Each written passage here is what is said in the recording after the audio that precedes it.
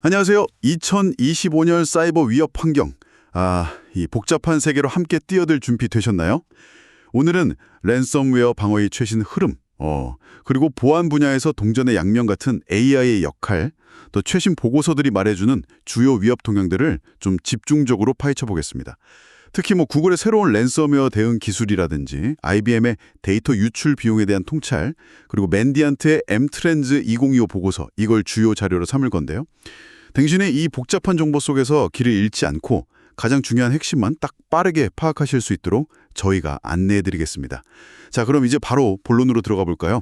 역시 시작은 랜섬웨어 이야기부터 해야 할 것 같아요. 여전히 조직과 개인 모두에게 엄청난 골칫거리잖아요.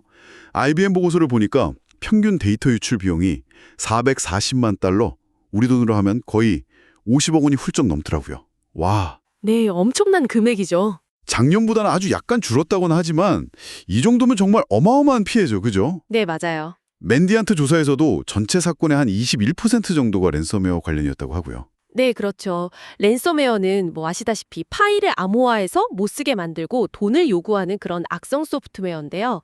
근데 그 맨디안트 보고서를 보면 흥미로운 점이 있어요. 이 랜섬웨어 공격이 대체 어떻게 시작되나 그 경로를 봤더니 무차별 대입 공격, 그러니까 비밀번호를 계속 막 시도해보는 거 있잖아요. 그게 26%로 가장 많았고, 가장 고전적인 방법이 아직도. 네. 그리고 그 다음이 이미 훔친 로그인 정보, 그러니까 자격 증명을 쓰거나 시스템의 약점, 보안 취약점을 파고드는 경우, 이게 각각 한 21% 정도 됐습니다. 특히 여기서 주목할 부분은 공격자들이 스스로 우리가 공격했으니 돈 내놔라, 이렇게 통보하는 경우 있잖아요. 네네, 랜섬 노트 같은 거 남기는 거예요? 맞아요. 그런 경우가 전체 랜섬웨어 사건의 거의 절반, 49%에 달한다는 거예요. 와, 절반이나요? 네. 그러다 보니까 공격자가 시스템에 머무는 시간, 이걸 이제 평균 탐지 시간, 듀얼 타임이라고 하는데 이게 6일로 매우 짧아요. 6일이요? 네. 심지어 일주일 안에 발견되는 경우도 56.5%나 되고요. 이야. 이게 뭐를 의미하냐면 그러니까 공격자들이 최대한 빨리 돈을 받아내려고 아주 그냥 속전속결로 움직인다는 거죠. 6일이라니 정말 눈 깜짝할 사이에 당할 수도 있겠네요. 그럼 이런 빠른 공격에 맞서는 방어 기술은 또 어떻게 발전하고 있을까요? 구글 드라이브에서 AI를 이용한 새로운 방식을 내놓았다고 들었는데 이게 좀 게임 체인저가 될 수 있을까요? 네, 그 구글의 접근 방식이 상당히 흥미롭습니다. 바이러스 톡탈이라고 이제 악성 코드 정보를 막 모으는 곳이 있거든요. 거기 데이터를 활용해서 수백만 개의 실제 랜섬웨어 샘플로 AI 모델을 학습시켰다고 해요. 수백만 개요? 네, 이 AI가 사용자의 컴퓨터 활동 패턴을 이렇게 지켜보다가 이거 랜섬웨어 같은데 싶은 움직임을 감지하면요. 즉시 클라우드로 파일을 동기화하는 것을 잠시 멈춥니다. 동기화를 멈추는군요. 일들이 있으니 이걸로 복구하세요 하고 딱 안내를 해줘요. 복구까지 도와주는. 그렇죠. 복잡하게 컴퓨터를 초기화하거나 비싼 복구 도구를 살 필요 없이 그냥 몇 번 클릭만으로 파일을 되살릴 수 있게 도와주는 거죠. 이게 현재 베타 버전으로 일부 기업용 요금제 사용자들에게 먼저 제공되고 있고 관리자가 설정을 통해 제어할 수 있습니다. 네. 물론 드라이브 데스크톱 최신 버전이 필요하고요. 이런 접근은 사실 IBM 보고서에서 AI 기반 보안 도구가 데이터 유출 비용을 평균 190만 달러나 절감해준다고 분석한 거랑도 좀 맥락이 닿아 있어요. 190만 달러면 엄청난 금액인데요? 네, AI가 확실히 방어의 효율성을 높여주는 거죠. 정말 스마트한데요? 그런데 AI가 이렇게 방패가 되려주기도 하지만 반대로 창이 되기도 한다면서요. 기술이라는 게 참 우리를 지켜주는 동시에 또 새로운 위험을 만들기도 하는군요. 이 부분이 정말 궁금해지는데요. 정확히 보셨습니다. IBM 보고서에서는 그 AI 감독 격차라는 문제를 지적하고 있어요. 쉽게 말해서 많은 조직, 한 63% 정도가 AI를 도입하고 사용은 하지만 이걸 어떻게 안전하게 관리하고 통제할지에 대한 제대로 된 규칙이나 정책이 좀 부족하다는 겁니다. 그냥 쓰기만 하는군요. 그렇죠. 실제로 AI 관련 보안 사고를 겪은 조직의 97%는 AI 접근을 제대로 통제하지 못하고 있었다고 해요. 거의 대부분이죠. 97%요? 와. 네, 이렇게 관리되지 않는 AI, 소위 섀도우 AI라고도 부르는데 직원들이 회사 몰래 업무에 편리한 AI 툴을 가져다 쓰는 경우 같은 거예요. 네네. 이런 것들을 결국 데이터 유출 위험을 높이고 비용 증가로 이어진다는 겁니다. 근데 더 무서운 건 공격자들 또한 AI를 이용해서 더 교묘하고 뭐랄까 상황에 맞춰 변하는 그런 공격을 만들어내고 있다는 점이에요. 공격자들도 AI를 쓴다니? 네. 그래서 IBM 같은 기업들은 뭐 watsonx.governance 같은 솔루션을 통해서 AI 거버넌스, 그러니까 AI를 안전하게 관리하고 통제하는 체계를 세우고 AI 모델 자체와 학습 데이터를 보호하는 것이 아주 중요하다고 강조합니다. 정말 AI는 양날의 검이셈이죠. 랜섬웨어와 AI만 해도 벌써 이야기가 깊어지네요. 그럼 시야를 좀 더 넓혀서 맨디엔트의 M트렌즈 2029 보고서가 말하는 더 큰 그림은 어떨까요? 보고서를 보면 공격자들이 정보 탈취 악성 코드나 보안이 허술한 데이터 저장소, 또 클라우드로 옮겨가는 과정에서의 위험 같은 것들을 파고든다고 하던데 결국 뭐랄까 기본적인 걸 잘 챙기지 않으면 큰일 난다 이런 신호로 들리네요. 맞습니다. 전체적인 공격 트렌드를 보면 그 초기 침투 방식에 주목할 만한 변화가 있어요. 시스템의 약점을 파고드는 공격, exploit라고 하죠. 이게 여전히 33%로 1위이긴 하지만 네. 탈취된 자격증명, 그러니까 훔친 아이디와 비밀번호를 사용하는 경우가 16%로 크게 늘어서 피싱 14%를 앞질렀어요. 피싱보다 많아졌군요. 네, 이게 불과 1년 전만 해도 이 비율이 10%였는데 꽤 빠르게 증가한 거죠. 여기서 또 흥미로운 지점은 바로 정보 탈취 악성 코드, 인포스틸러라고 부르는 것들이 이런 자격증명 탈취를 막 부추기고 있다는 점입니다. 정보 탈취 악성 코드요? 네, 이 악성 코드들은 사용자 컴퓨터에 몰래 스며 들어가서 저장된 비밀번호 같은 정보들을 싹 훔쳐내는데 맨디안트는 실제로 이런 식으로 훔친 자격증명을 이용해서 스노우플레이크라는 데이터 플랫폼의 고객 계정에 접근한 사례 UNC 55379 관련 사례죠. 이걸 보고하기도 했어요. 훔친 정보로 또 다른 곳을 공격하는 거군요. 그렇죠. 연쇄적인 거죠. 또 내부자 위협이 한 5% 정도를 차지했는데 여기에는 좀 특별한 배경이 있습니다. 바로 북한 IT 인력 문제예요. 북한 IT 인력이요? 와, 이건 정말 무슨 첩보 영화 같은 이야기인데요? 아니 어떻게 그들이 내부자 위협으로 연결되는 거죠? 네, 그 맨디안트가 추적하고 있는 UNC 5167이라는 그룹의 활동인데요. 북한 정권이 외화를 벌기 위해서 IT 기술자들을 가짜 신분으로 위장시켜서 서구권 기업의 원격 근무 형태로 취업시키려는 시도입니다. 위장 취업이요? 네. 아주 정교하게 만든 가짜 신원 정보, 중간에서 연결해주는 브로커, 심지어는 랩톱 컴퓨터를 대신 받아서 관리해주는 랩톱팜 같은 방식까지 동원한다고 해요. 냅답함, 별게 다 있네요. 그렇죠. 이들은 겉으로는 그냥 평범한 개발자나 IT 전문가처럼 일하면서 합법적인 직원 행세를 하지만 실제로는 기업 내부망에 접근해서 민감한 데이터를 훔치거나 나중에는 이걸 빌미로 돈을 요구하는 등 심각한 내부자 위험을 초래할 수 있습니다. 실제로 일부 사례에서는 정체가 발각돼서 해고되니까 훔친 데이터를 공개하겠다고 협박하면서 금전을 요구하기도 했다고 하니 정말 영화 같은 일이 현실에서도 벌어지고 있는 거죠. 야, 정말 놀랍네요. 그렇게 초기 침투 방식도 변하고 있다면 일단 공격자가 시스템 안에 들어오면 얼마나 오랫동안 숨어 있을 수 있나요? 그 탐지 시간은 좀 어떤 변화가 있나요? 전 세계 평균 탐지 시간 그 듀얼 타임은 11일로 작년 11일이었거든요. 그거보다는 하루 정도 늘었지만 이건 뭐 단기적인 변동으로 봐야 하고요. 장기적으로 보면 2014년에는 무려 205일이었어요. 205일이요? 거의 1년 가까이. 네.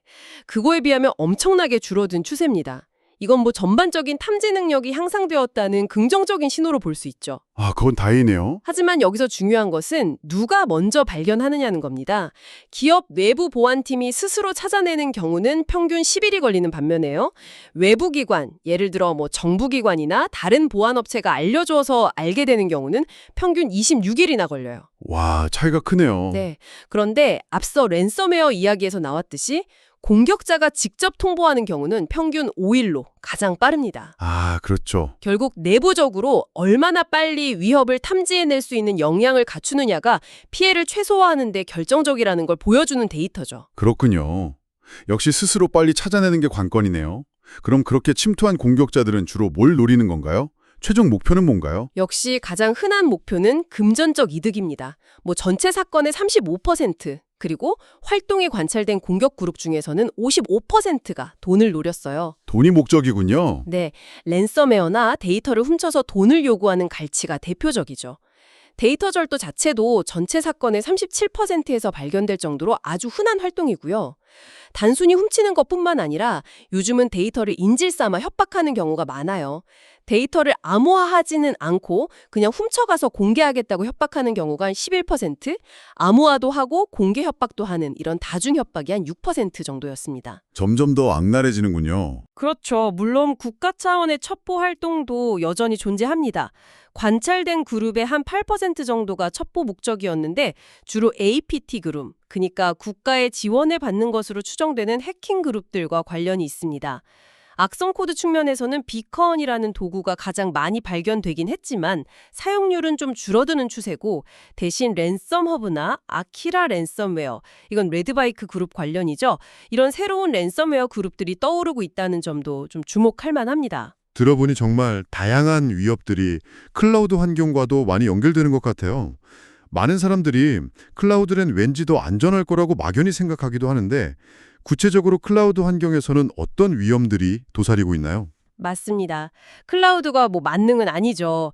맨디언트 자료를 보면 클라우드 환경에서의 침해 사고 역시 주로 피싱 39%나 훔친 자격증명 35%를 통해 시작됩니다. 아, 클라우드도 시작은 비슷하군요. 네, 일단 접근 권한을 얻으면 공격자들은 특히 아이디 관리 시스템의 허점을 파고들어요. 예를 들어 싱글 사인온이라고 한번 로그인하면 여러 서비스에 접속할 수 있게 해주는 편리한 기능 있잖아요. 네네, 편리하죠. 이걸 악용해서 권한을 막 넓혀가는 거죠. UNC 3944 그룹 사례가 대표적이고요. 또 클라우드와 기존 회사 내부 시스템, 온프레미스라고 하죠. 이걸 연결하는 지점의 보안이 취약하거나 아니면 클라우드 환경 내부에서 도대체 무슨 일이 벌어지는지 제대로 파악하기 어려운 그런 가시성 부족 문제, 그리고 관리되지 않는 자격증명들이 너무 많이 퍼져 있는 소위 크리덴셜 스크롤 문제도 주요 공격 경로가 됩니다. 크리덴셜 스크롤? 뭔가 용어가 어렵네요. 그건 마치 짐 열쇠 복사본을 너무 여러 붓에 그냥 아무렇게나 놔두는 것과 비슷하다고 생각하시면 돼요. 아하, 이해가 되네요. 네, 그리고 클라우드 침해의 주된 목표 역시 데이터를 훔쳐가는 것 66%였습니다. 와, 그럼 정말 사소해 보이는 설정 실수나 관리 소홀이 엄청난 문제로 이어질 수 있다는 거네요? 아까 말씀하신 것처럼 집 현관문 열쇠를 그냥 테이블 위에 던져두는 것 같은 그런 상황인 거잖아요. 정확히 그 비유가 맞습니다. 맨디안트는 특히 보안 설정이 제대로 되어 있지 않은 데이터 저장소의 위험성을 아주 강력하게 경고하고 있어요. 예를 들어 우리가 협업할 때 많이 쓰는 쉐어포인트나 개발자들이 코드를 공유하는 깃허브 같은 플랫폼에서 이런 문제가 자주 발견된다는 거죠. 아, 우리가 흔히 쓰는 툴들인데. 네, 모의 해킹 테스트, 레드팀 평가라고 하죠. 이걸 해보면 이런 저장소에 실수로 남겨둔 관리자 비밀번호나 암호화 키 같은 걸 이용해서 순식간에 전체 시스템 접근 권한을 장악하는 시나리오가 너무나 흔하게 성공한다고 합니다. 정말 기본적인 건데 말이죠. 그렇죠. 이게 그냥 이론적인 가능성이 아니라 실제로 돈을 노리는 공격 그룹, 씬 그룹, 이나 국가 지원 해킹 그룹, APT 그룹들이 이런 기본적인 허점을 적극적으로 찾아서 악용하고 있다는 게 현실입니다. 여기서 정말 중요한 질문이 생기죠. 우리가 과연 기본적인 보안 위생 관리, 그러니까 매일 양치질 하듯 기본을 잘 지키고 있는가 하는 점입니다. 그렇다면 이 모든 복잡한 위협 속에서 우리 자신을 안전하게 지키려는 당신께서는 구체적으로 어떤 조치를 취해야 할까요? 이 정보들을 어떻게 좀 실질적인 행동으로 옮길 수 있을까요? 네, 그 IBM과 맨디언트 자료들을 종합해서 핵심적인 권장 사항들을 좀 정리해 볼 수 있습니다. 실천 가능한 부분부터 시작해 보시면 좋겠어요. 첫째는 아이디 관리 강화입니다. 로그인할 때 아이디 비밀번호 외에 추가 인증을 요구하는 다중인증 MFA를 사용해야 하는데 특히 FIDO2나 패스키처럼 피싱 공격에 강한 방식을 도입하는 것이 좋습니다. MFA는 정말 필수겠네요. 네, 그리고 관리자 계정 같은 특권 계정은 더욱 철저히 보호하고 협력업체 같은 외부 인력의 접근 권한도 꼼꼼하게 관리해야 합니다. 둘째는 데이터 자체의 보안입니다. 우리 회사의 중요한 민감 데이터가 어디에 저장되어 있는지 먼저 파악하고 이걸 이제 탐색 분류라고 하죠. 그리고 꼭 필요한 사람만 접근하도록 최소 권한 원칙에 따라 접근 통제를 설정해야 합니다. 최소 권한 원칙? 네, 데이터는 가능하면 암호화하고 앞서 이야기한 쉐어포인트나 깃헙 같은 데이터 저장소들도 보안 설정을 철저히 점검하고 관리해야 하고요. 셋째, AI와 자동화의 현명한 활용입니다. 구글 드라이브 사례처럼 AI 기반 보안 도구를 탐지나 대응에 적극 활용하는 동시에 우리 조직이 사용하는 AI 자체의 위험성을 관리하기 위한 거버넌스 체계, 그러니까 규칙과 통제 장치를 마련해야 합니다. AI를 쓰려면 관리도 잘 해야 한다. 그렇죠. 넷째는 클라우드 보안에 대한 올바른 이해입니다. 클라우드 서비스는 그 제공업체와 사용자 간에 책임져야 할 보안 영역이 나뉘어 있다는 공동 책임 모델을 명확히 이해해야 합니다. 내가 다 책임지는 게 아니군요. 네, 역할 분담이 있죠. 클라우드 환경에서 무슨 일이 일어나는지 파악할 수 있도록 로깅, 그러니까 기록을 잘 남기고 가시성을 확보해야 하고요. 온프레미스와의 연결 지점 보안, 그리고 클라우드 내 공격 표면 관리에 신경 써야 합니다. 마지막으로 보건력 확보입니다. 아무리 방어를 잘해도 사고는 발생할 수 있으니까요. 사고 발생 시 어떻게 대응할지에 대한 계획, 사고 대응 계획을 세우고 정기적으로 실제처럼 훈련해야 합니다. 훈련이 중요하군요. 네, 그리고 데이터 백업은 기본 중에 기본이겠죠. 네, 오늘 정말 중요한 내용들 많이 다뤘네요.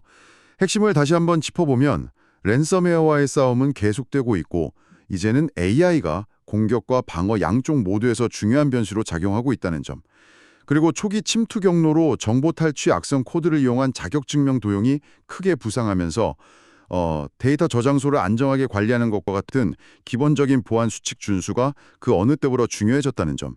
마지막으로 클라우드 보안은 단순히 클라우드 서비스 자체만이 아니라 기존 시스템 및 아이디 관리와의 연결성을 포함한 전체적인 시각으로 접근해야 한다는 점을 확인했습니다. 마지막으로 한 가지 생각해 볼 점을 던져드리고 싶습니다.